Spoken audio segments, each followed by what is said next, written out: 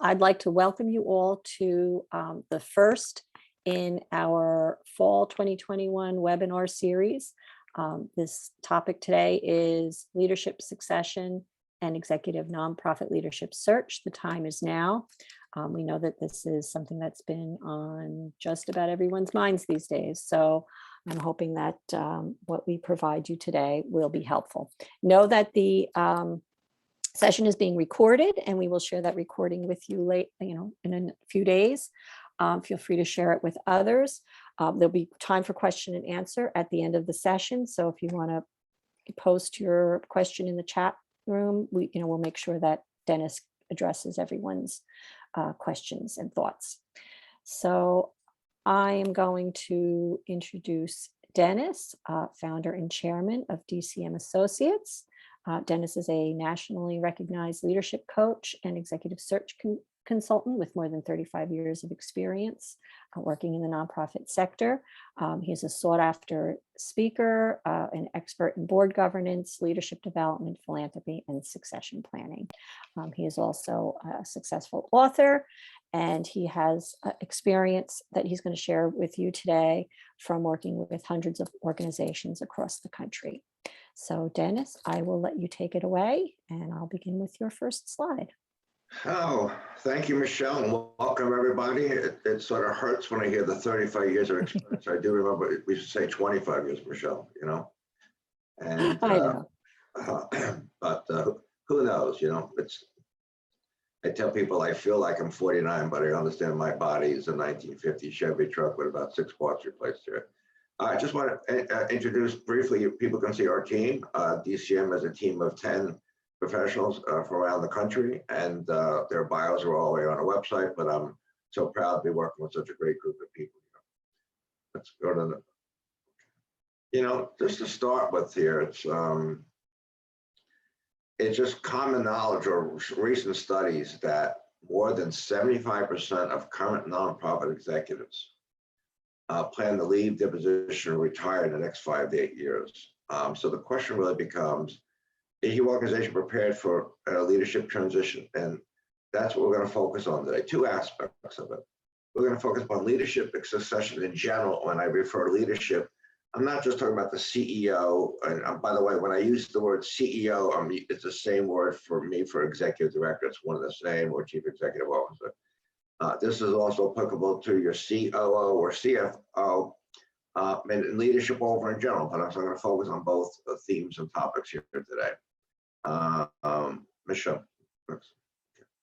So quite two major objectives today is to address the issue of how can you develop a leadership succession plan for your entire organization? And then when you're at a stage where if you need to do a search, what are the stages of an effective executive search? And again, we'll be taking all of your questions. Also, what I'm going to do, which you'll receive, that Michelle indicated, to not only the recording of the presentation, but I'm going to send each of you a link for a free download of a book I wrote called A Guide to Recruiting Your Next CEO, the Executive Search Handbook for Nonprofit Boards. So you'll get that sent to you as well as a courtesy on my behalf of being part of today's webinar. Thank you, Michelle. So just think about a couple of scenarios here, and you could say this about your CFO or anything, but your CEO comes in and announces to the board chair that they're leaving for a new position in 4 weeks. Or your CEO announces that he or she is retiring in 3 to 6 months. Or you terminate your CEO and need a replacement as soon as possible. How is that handled today? And what is your organization prepared for when you have those type of scenarios here?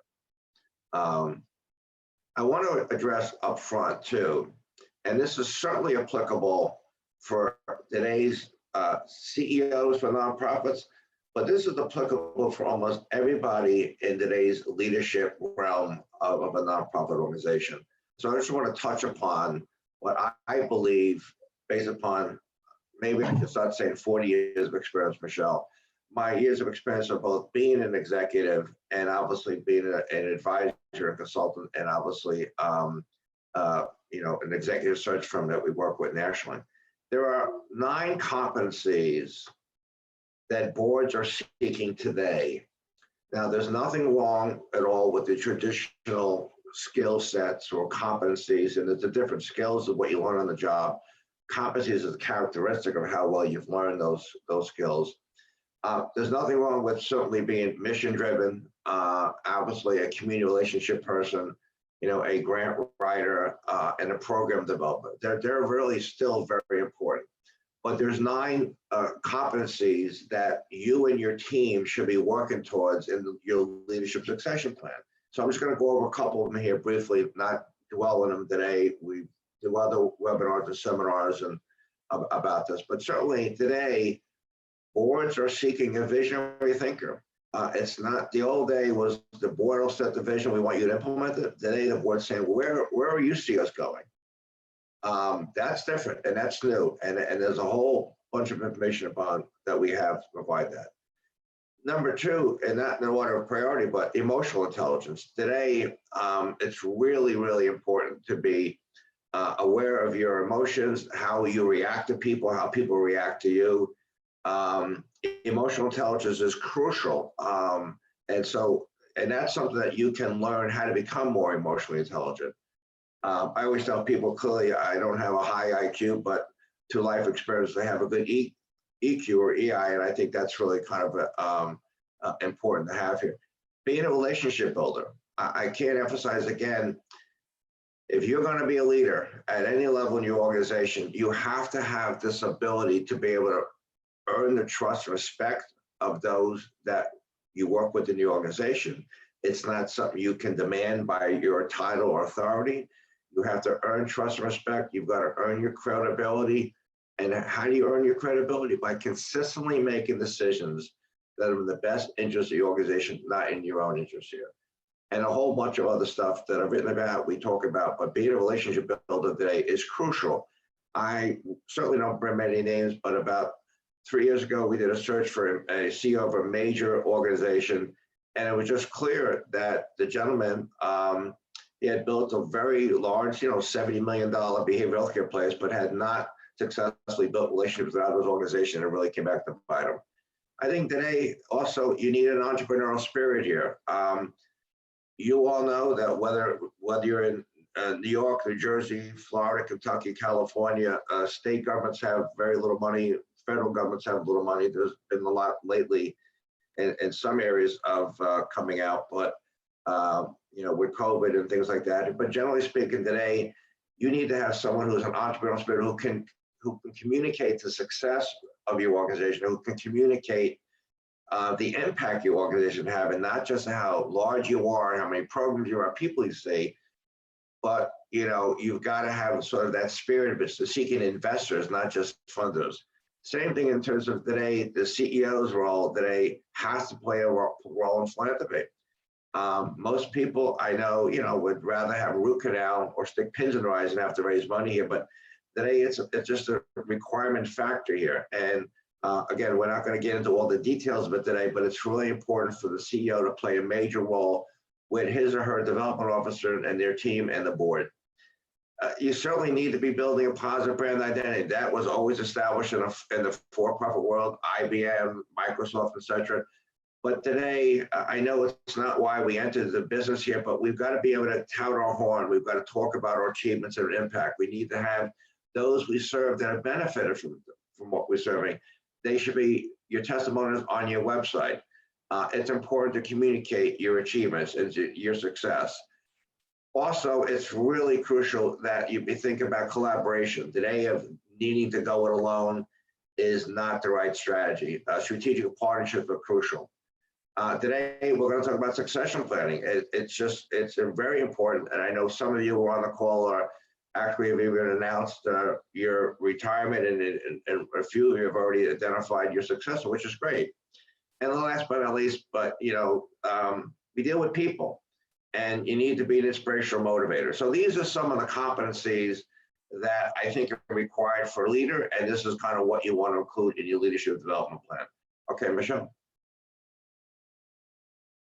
Overall, I think what people need to do for their organization as a whole here is, in step one here, is create your organization's vision. Now, as you all know, or most of you know, mission is answer the question, why do we exist? What's our purpose? And everybody clearly gets mission statements and why you exist. Vision statements are not mission statements. Vision statements, I would venture to tell you, in all honesty, about 90% of nonprofit organizations don't have a real clear, compelling, or inspiring vision statement. Vision talks about where you're headed and how you're going to get there.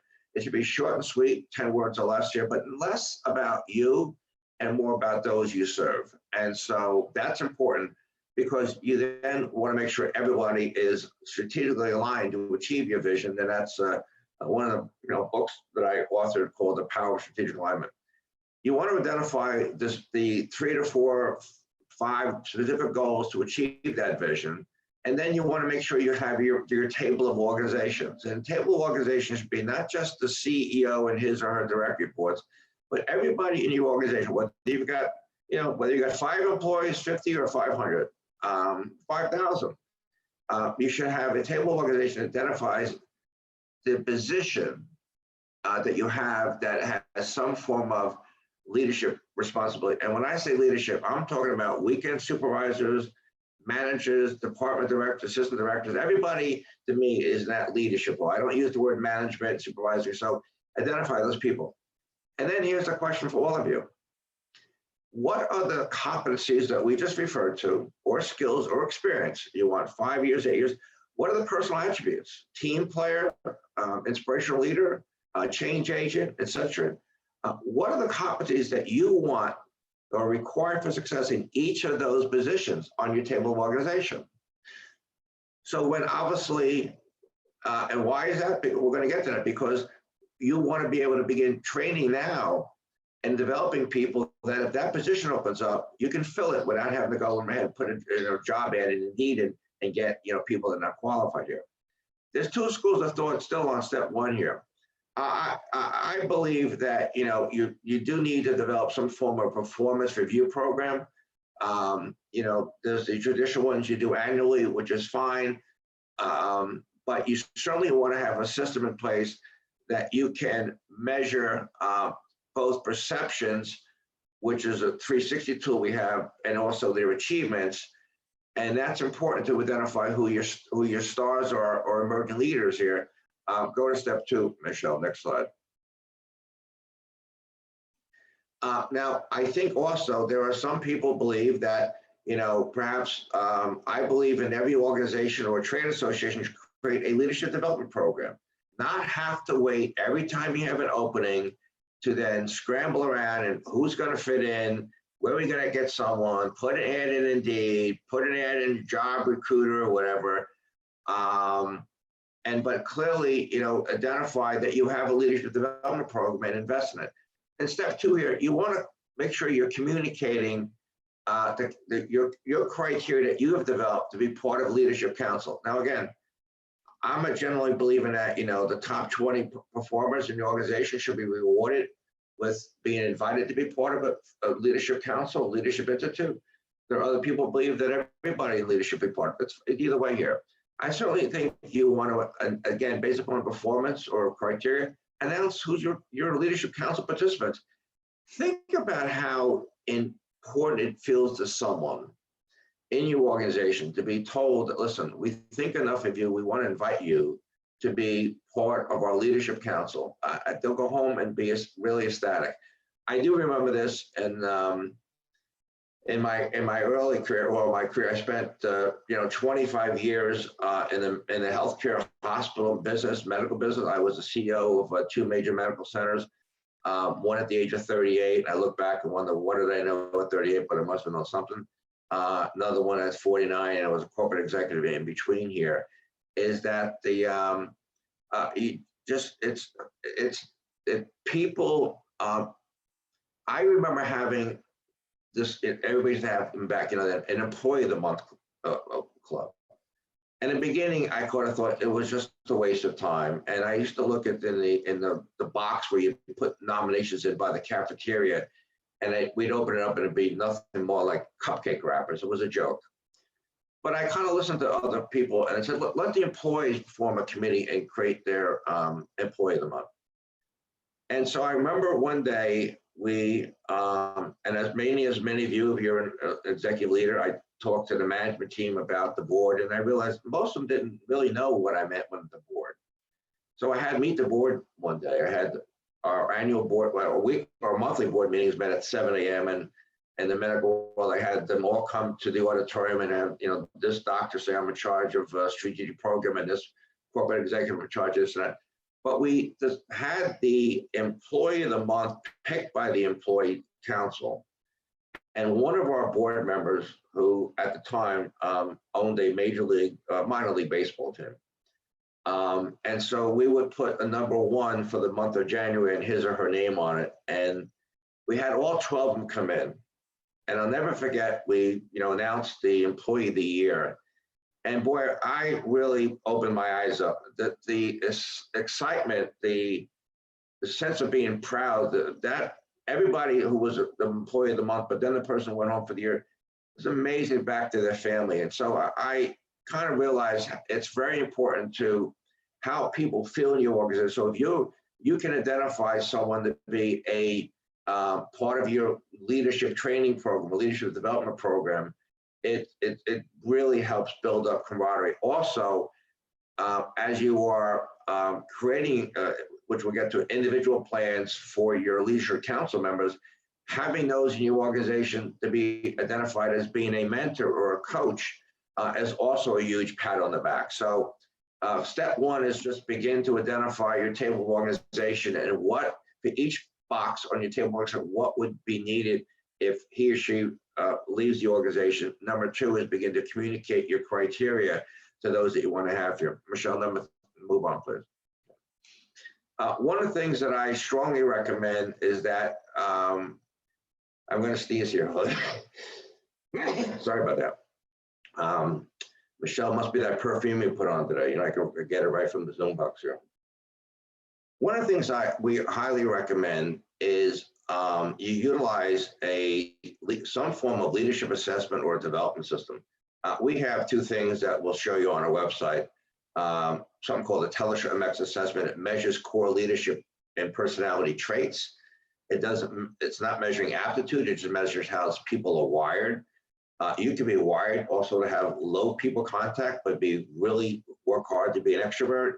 You could be wired to have a strong sense of urgency, but at the same time, not focusing on accuracy and precision. But it's important if you're developing any type of leadership development program in the organization to know how people are wired, and you can put together a development plan. It's also, I think, vital not just to do an annual evaluation of people, and I do believe that you shouldn't wait to an annual performance to give people feedback. I think you should praise people in public and criticize in private.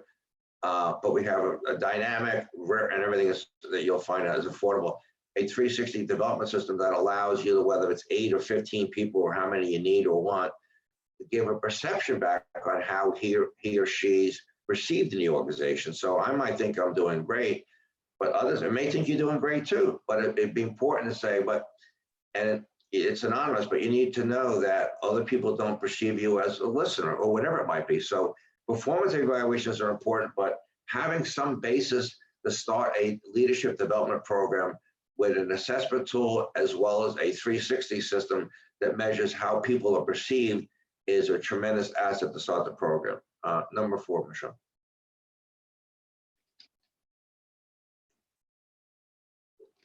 One of the things that we recommend as part of our assessment tools and evaluation tools is kind of get a little below the surface. This is how do people think, their personality characteristics, their motivation.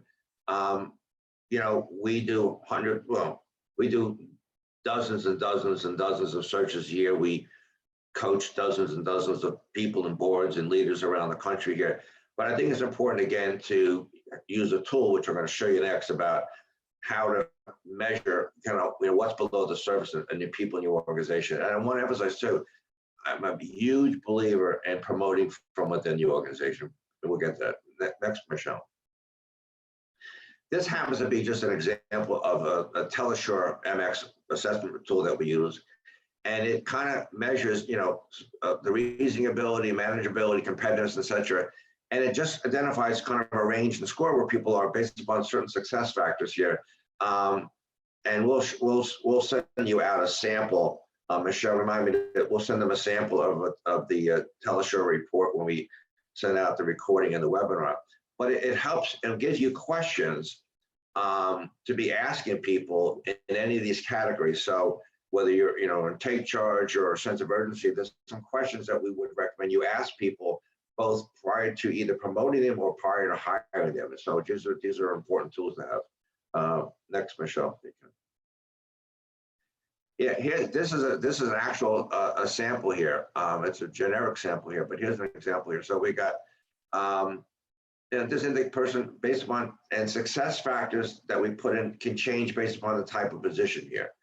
But here's an example that someone scored, pretty decent score, but reasoning ability is fine. People contact, sense of urgency is really high. Take charge is high. But Michelle, let's go down and show some of the questions here if we can.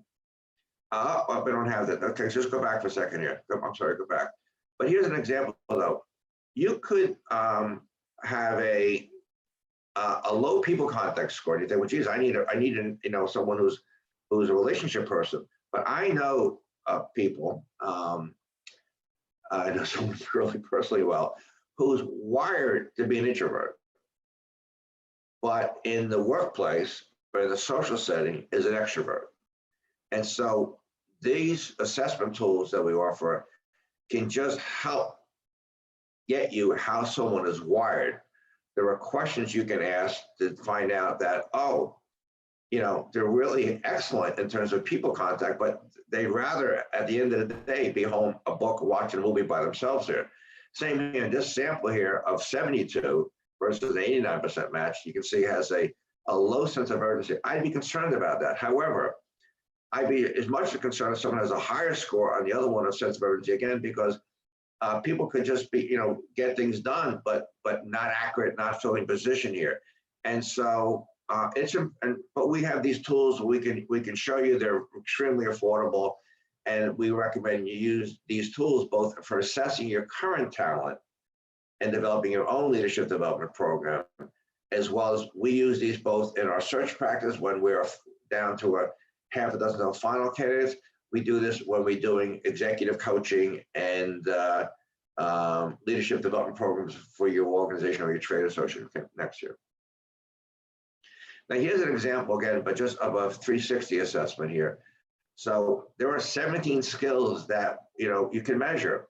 And I think it's important to get perceptions of it, is that here, I'm sure my wife will tell me I probably need to do a better job of listening. I'm married into 41 years. I think I'm doing this, but I'm just sort of joking. But clearly, is how are you perceived as a communication person? You communicate effectively. You may think you do, but maybe you don't, or maybe you do.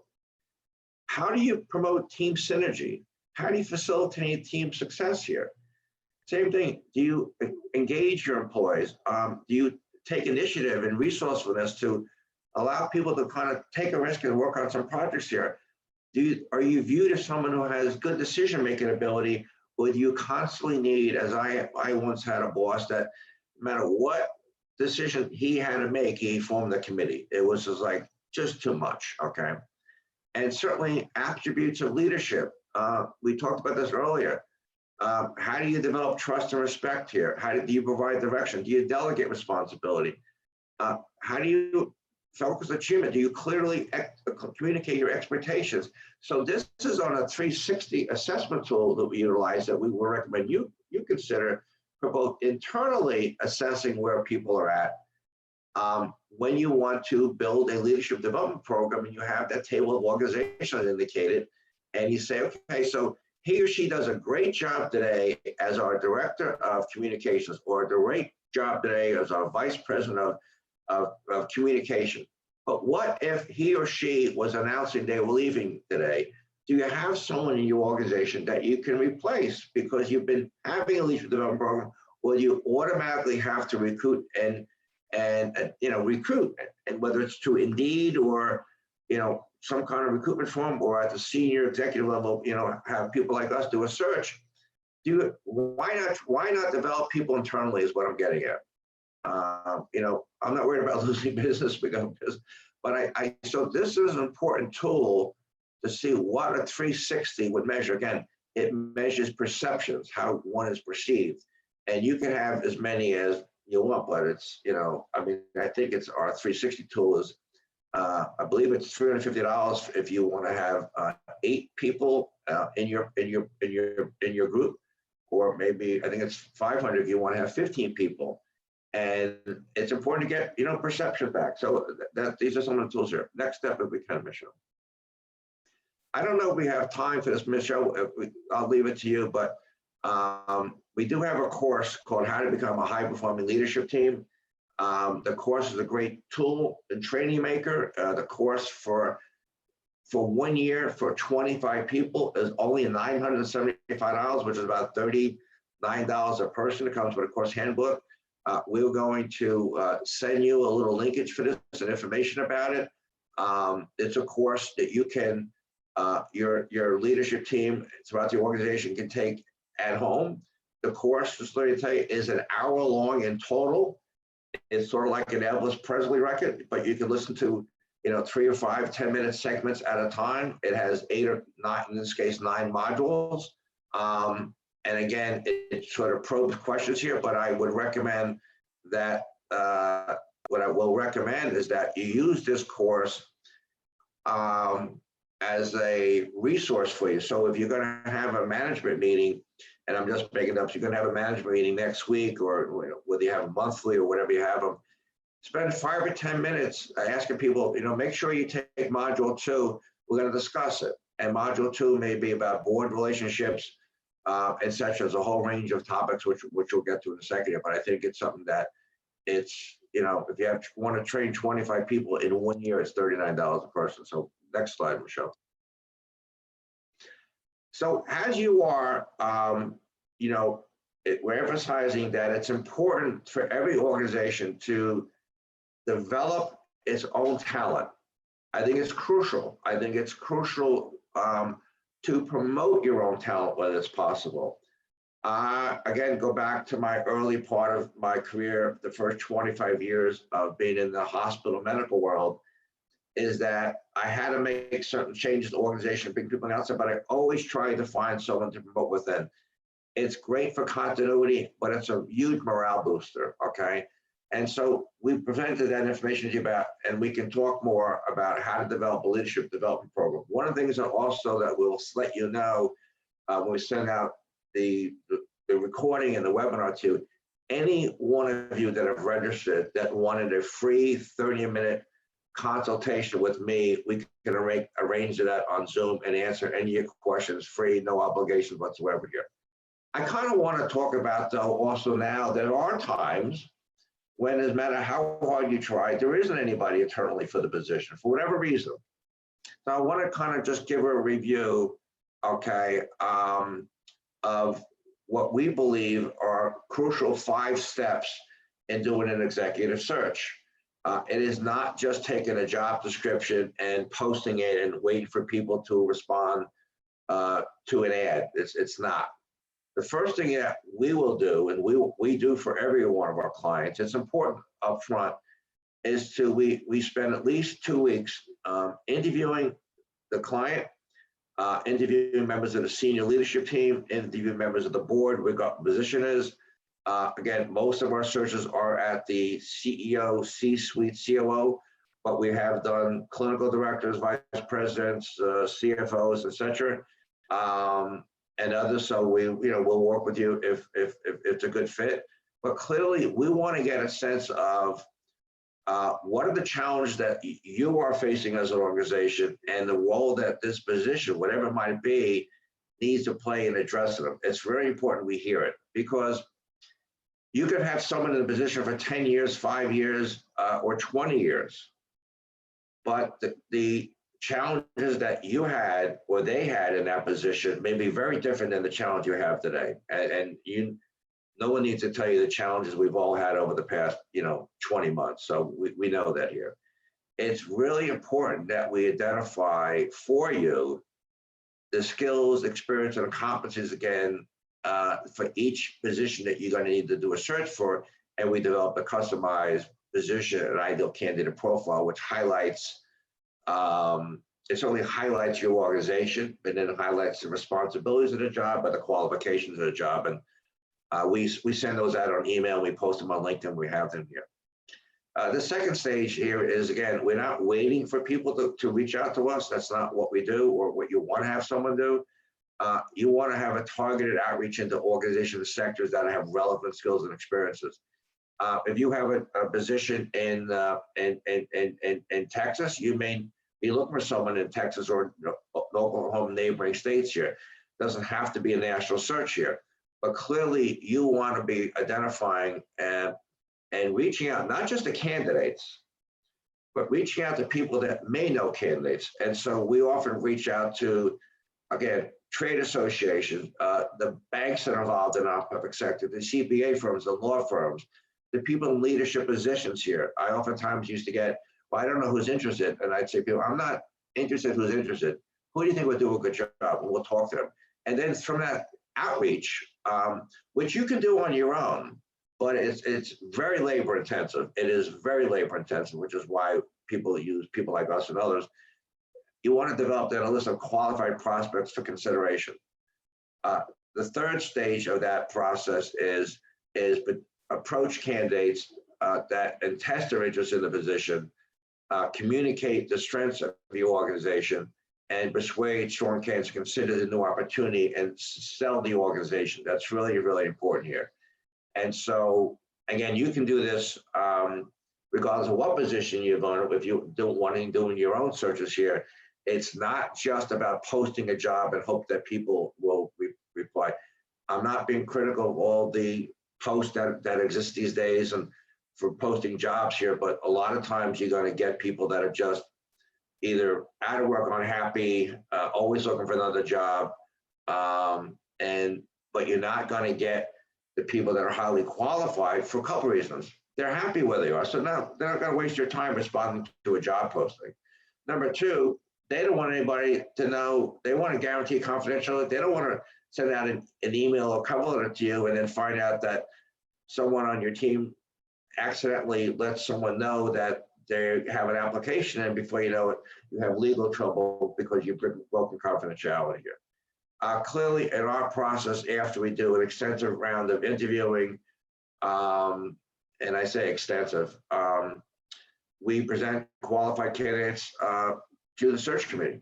And we do obviously in-depth interviews and reference checks, at least 3 to 5 people. We do ask for not just give us the, get names of people that like you, that go over to your barbecue or birthday parties, but certainly people, someone that you have worked for, someone you have worked with, someone you have worked for you, that I would recommend that for every case here. And then obviously determine whether you think there's a really good fit. We guide a search committee of usually about 5 members of your board or your leadership team, depending upon the position. And then certainly we help you identify the questions you should be asking. We advise what kind of questions, and we schedule the interviews and that kind of thing. And certainly we kind of complete the search, which is following up. And one of the things that I recommend for everybody, regardless of whether you're using a search firm like us or you're doing a search yourselves, is have an onboarding process. And let me explain a little bit what that is. And I know we got a couple of questions we'll get to in a second here. But let me explain what an onboarding process is. It's true. 50% of people that get hired in a nonprofit or greater have no onboarding process. They are told, hey, here's the key to the office. This is where the bathroom is. The luncheonette is across the street. We don't have a cafeteria, whatever. You want that new person coming in, regardless of position. Think about it. You're brand new coming in. Okay, you're brand new coming in. Let them know the biggest challenge, the biggest issue you want to resolve in 30 days. Listen, this is the biggest issue I need you to take. I need to address this one issue. Let them know that these are 5 people that I want you to get to know, or make sure you're going to set up interviews with people in your organization so they can meet with. And that's for almost anybody in your organization. Make them feel wanted. So there's a whole range of interviewing. It's a kind of a cultural, social investment in them to make them feel that, at least for 90 days, I have a sense of the things that are important that have to be done. So they don't just give them the keys and say goodbye here. So that's really important in terms of a 5-step process here. So it is really, really crucial that going back to those scenarios, I announce or someone announces they're leaving, they're quitting, they got fired here. And the question really becomes to all of you, regardless of any position in the organization, whether you're the CEO, COO, or just in that leadership program, your table of organization, are you prepared? If someone leaves, do you have someone in place? And all I'm suggesting to you is develop a leadership development program. We're happy to help you with it. We have the tools to help you with it, and utilize your own staff as coaches and everything, but that's crucial. But when an opportunity presents itself, and we're happy to help you do the right search here. Michelle, can we go to the next slide here for a second? And I want to get to the question, but as I said before, we have a course called How to Become a High-Performing Leadership Team. You can buy it yourself for one person for less than $200, and it's a year's license, or you can spend, believe it or not, only $975, and you can sign up for 25 people to take this course for a year.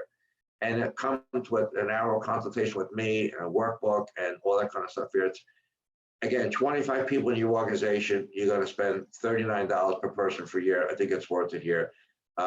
We can give you tons of reviews, and there's a link as how to get it. Michelle, next if we can.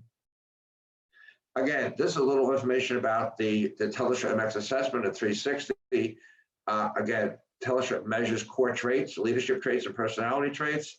And the 360 measures perceptions of how one is perceived in those certainly 7 areas that we talked about, 17 characteristics. Next, Michelle.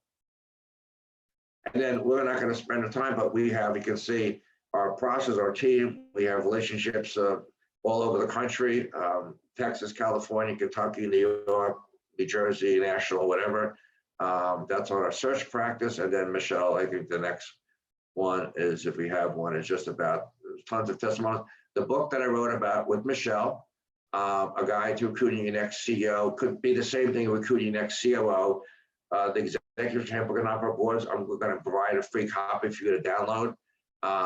It's available on all kind of online bookstores. And next, Michelle, if we have the last thing before questions here, is this is just, again, a sense of our Center for Nonprofit Leadership and Board Performance. So one of the things we have, which is the only one I know of in the country, there are a number of board assessment tools. And I know most boards sort of shrink their eyes. What do you mean? I'm volunteering my time. You want to assess my performance? But we have an executive leadership and board governance assessment tool online that's anonymous. You can, for as low as $975, you can have your board leadership team have your team assess yourselves in the areas of these areas: your vision and values and culture, how you do your strategic goals, leadership, programming. It's anonymous. It does not say who the board member is or leadership team, and we do that intentionally because we don't want people to think, they're gonna put a code on the back of my thing. They're gonna find who I am here, and so we can't tell you if you have 10 people on the board and only 5 responded. We can tell you only 5 responded. We can't tell you who. But it's interesting. We have a CEO evaluation tool, which not only allows the board to quickly and easily evaluate the CEO in those areas of organizational performance, relationships, etc., but allows the CEO to do a self-evaluation. But the same thing, the CEO can do an evaluation tool of his or her direct reports, and they can do an evaluation. And again, all those are not only just $975, but if you see in the bronze and silver packages, when you do buy 2 of any of our tools here, you get $500 discount. It drops, 2 of them drops to $1,450, and if you do any one of these 3 assessment tools here and either of the courses here, all of them come down to $2,900. It's a $2,000 discount, and it comes with 8 hours of consultation. So the silver package alone comes with 4 hours of consultation. So a lot of people use those retreats to give the tools. So I'm just showing this to you. We'll send this to you, but we create everything to be affordable and sort of state of the art. Michelle, next. We're going to skip all this. This is the same thing. information about our coaching and all that, and we'll skip all that for you here. And then I want to start to take questions here. So I'm going to go into the chat with Michelle right now, if I can. And let's see, Michelle, you can tell me if we have any questions yet. I did see one question, Dennis. Someone wrote in saying that they're from a smallish nonprofit and that you've mentioned an awful lot of different strategies and tools. Given, a smaller budget, where would you recommend an organization begin? Well, a couple of things. What I would ask them to do is schedule with me a free consultation, a free one, so I can know more about the exact size, what sector they're in, behavioral healthcare, homelessness, whatever, what their issues are. I would think the one tool that we find most effective when you have a team and a board to assess where you're as a whole is the online executive leadership and board assessment tool. It comes with a report. It comes with a series of recommendations.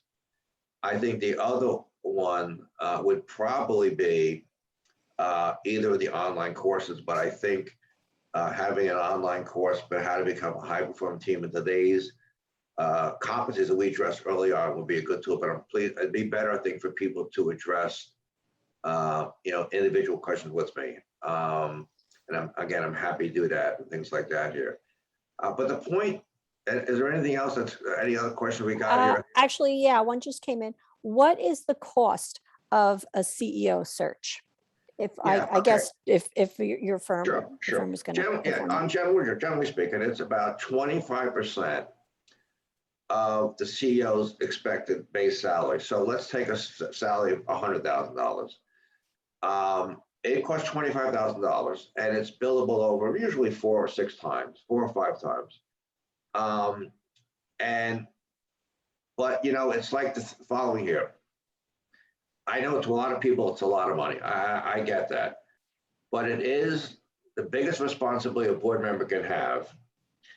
The outreach that we talked about in that step 2, after you do the assessment, the outreach is crucial.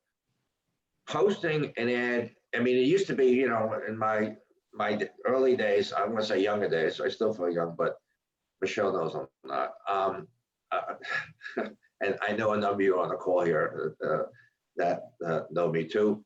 I think that the outreach is the toughest part. When a board says we'll do it ourselves, it doesn't work out well. It rarely works out well. You don't get the candidates, you don't be able to outreach well, and then you're just getting a lot of resumes from people not qualified. So think about this: if you had a lawsuit and you had to defend it and protect your integrity of your name, you would spend it on a lawyer. You use outside counsel for your audit financial statements. It's crucial to do that. It's an investment that you can depreciate over 5 years.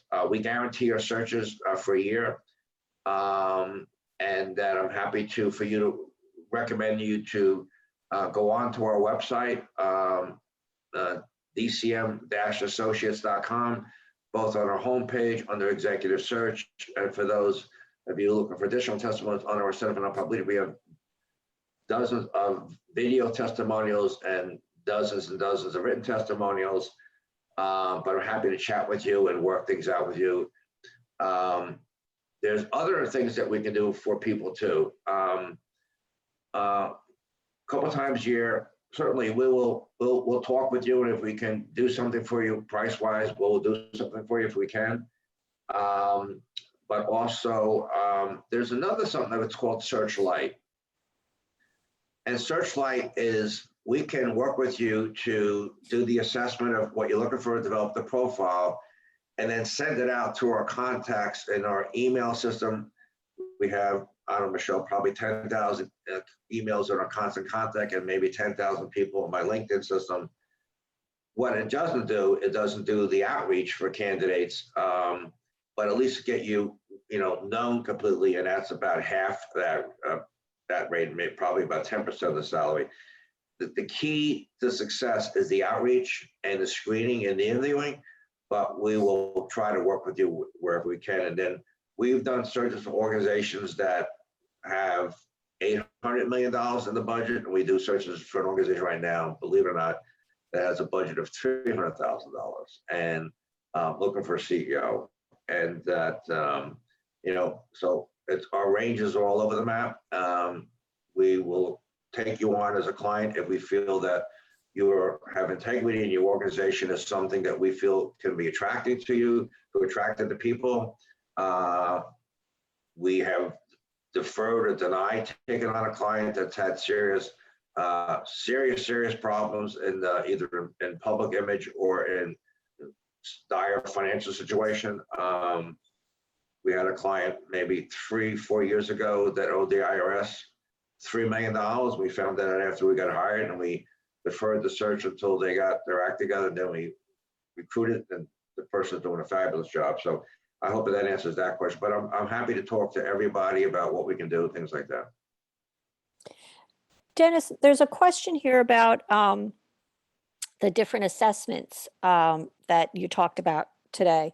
The question is there any kind of consultation that's included with that to help interpret the Yes. results? Yes, so I'll take it one at a time. So if one purchases any of the assessment tools by themselves, the executive leadership, the CO evaluation tool, the executive team evaluation tool, it comes with an hour of consultation, generally with me or one of the people on our team here. However, a lot of people buy two of them. They may buy the executive leadership and board assessment tool, and they may buy either the leadership course or the board course. That not only does that come at a price of $1,450, so you get a $500 discount, but it comes with 4 hours of consultation. And you use those consultations you want. You can use it, all in one day, an hour, a quarter. You can do it as part of whatever you want. So they do. And then obviously, the gold package, when people want to use these tools throughout the year, it comes with, it's 5 tools. The CEO assessment tool, the executive leadership assessment tool, the assessment tool, and both courses, that comes at, I think it's $2,900, but for a year, and it comes with 8 hours of consultation. So we're always willing, happy to give ourselves and our time, and we don't just do a tool and give it back to you. There's got to be some type of explanation. As a matter of fact, in our 360 IntelliSure assessment tools, and in our IntelliSure score, which measures core traits, in our leadership 360 assessment tool, it comes with a consultation, but we also have the ability at very reasonable rates. We have half of our team are executive coaches, and I mean, we've got the former chief learning officer for Johnson & Johnson. I got Alan Weisberger. I got Dr. Yvonne Stiles in Los Angeles. PhD in organizational development and numerous behavioral health organizations, and Gregory Nielsen in Kentucky, et cetera, et cetera. So, and myself, so we, we'll always, but we can provide additional consultation if you need it. So I created this company to be the give back. I created this company into our 17th year. Thank God I met Michelle. She's been with me for 16 years. Amazing. Thank you, Michelle, as always. Our team is growing, nationally here, but I think we're always willing to help you. So it is our business. I enjoy my business. I enjoy being a speaker. I always joke, if Mrs. Fritz, my 7th grade English teacher, knew I wrote 2 sentences together, she'd have a heart attack if she knew I wrote 5 books, and she'd have a triple heart attack and go back to her grave and things like that. But we're always providing some consultation thing. And again, if you tell me if you just can't afford anything here, I will give you, again, I'll give you time of myself here. So just reach out to me and I'll schedule time. And I don't want anybody not to get help from us, regardless of your size and your affordability. I want to help you out. So hope that answers the question there. Dennis, that's the last question I see here. But of course, people are welcome to email you or me later if they have other questions. And as I mentioned, we'll be circulating the recording that'll include the slides. And I'm seeing a lot of thank yous. And also, Michelle, we have, another Webinar coming up next week. Michelle, you want to talk? Yes. You know what? Now I've got to find the title of that. Just give me a second. You know what? I should have posted it here, and I'll make sure I It is do about that. 360s. It is For about it is actually specifically about the 360 survey process. It's called Everything You Wanted to Know About the Value of a 360 Assessment and Now Can Ask. So Yeah. that'll be next Wednesday, November 10th at 1 p.m. We'll be sending a reminder out to Dennis's list on Monday. So I hope if you have the time, you can join us. Michelle, I just want to, it's 30 more seconds if I can. Yeah, sure. You know, haven't been certainly a young CEO at 38, haven't been, you know, had this good career and having formed my firm, you know, 17 years ago. I just want to, couple things here. If anybody doesn't know my life story, everything I told you is true. You know, you know, my bio, you know, 38-year-old CEO, Rutgers, graduated, Phi Beta Kappa. My wife's nickname is Phi Beta when I do silly things around the house. Hey, Phi Beta, good move. Graduate school, Columbia, and all that stuff here. I was 24 years old and I lived in the YMCA and cleaned bathrooms. I was homeless. And so I clearly turned my life around. I had a lot of help. I wrote a book called Mopping Floors as a CEO. I'm a national speaker. Love to speak for you. But here's my point. You know, we run our organizations, and I know I've been there. I'm not some academic who's been a preacher. No disrespect for my academic colleagues, and I ran a university leadership program, so I know it. But it's not just a saying that people are our biggest asset. They are the best asset. It's not the bricks and mortar. It's everybody. And if we don't take advantage of that, we don't invest in them. If we say, oh, I don't have money for a leadership development program, then talk to your trade association, create a national one or state one or whatever. But if you don't invest in your people, then you're never going to be successful, my point. So when those opportunities come up, I'm not saying that everybody has an organization that has someone groomed to be the CEO. Some of you do, some of you don't. But clearly, every time someone leaves the organization, you should not have to be going out to Indeed and Job Recruiter and all this stuff. Invest in your people. The payback is enormous. I just want to leave. The payback is enormous, and we're here to help you. Thank you all very much. Have a great day, and we'll talk to you soon in our next webinar. Thank you very much. Thanks, everyone.